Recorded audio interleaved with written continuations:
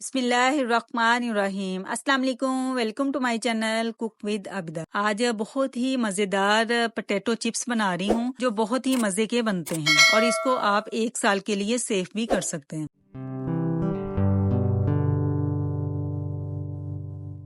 इसको बनाने के लिए ये मैंने 4 बड़े साइज के आलू लिए हैं। ये ½ केजी से ज्यादा हैं और 1 केजी से कम। अब मैं आलूओं को छील लेती हूँ। ये मेरे पास पोटैटो छीलने वाला पिलर है, इसके साथ हम इसका छिलका पील कर लेते हैं। ये पोटैटो चिप्स जो है ना व्हाइट आलू से भी बनते हैं, लेकिन मेरे पास ये रेड आलू थे तो मैं इससे बना रही हूँ। इस तरह से सारा छिलका हमने रिमूव कर दिया है। अब हम इसके स्लाइस बनाएंगे। ये मैंने परात ली है, इसमें पानी डाला हुआ है और ये स्लाइसर है मेरे पास, तो इससे मैं पोटैटो के स्लाइस बना लूंगी। इसको जितना बारीक हम स्लाइस करेंगे उतना ही इसका अच्छा रिजल्ट आएगा।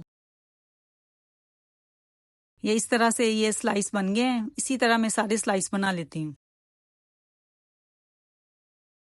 ये मैंने कुछ जालियां बनाई हैं। ये मेरे पास एक साइड जो है ये कर्ल वाली है। इसको एक दफा आपने सीधी साइड रखनी है, फिर दूसरी दफा उसको घुमा के रखना है। इस तरह से फिर ये एक जाली की शेप में आ जाएगा।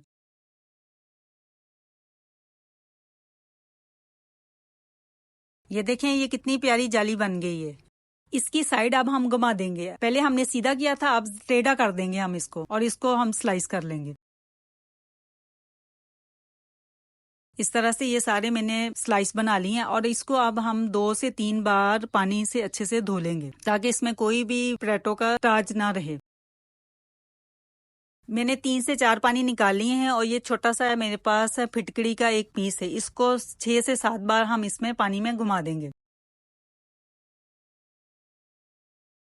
घुमाने के बाद इसको हम अच्छे से मिक्स कर देंगे। सिर्फ ये इतनी देर के लिए आपने रखना है जब तक पानी बॉईल ना हो जाए। हम पानी बॉईल करने के लिए चूल्हे पे रख देंगे। जब तक पानी बॉईल होगा उतनी देर तक इसको पड़ा रहने देंगे।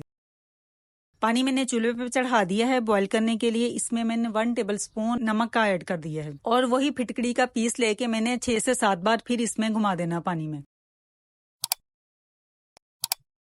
जैसे ही पानी बॉइलिंग पॉइंट पे आएगा तो हम इसमें ये स्लाइस किए हुए पोटैटो डाल देंगे। इसको बस आपने एक जोश डलवाना है, अच्छा सा, ज्यादा नहीं पका देना।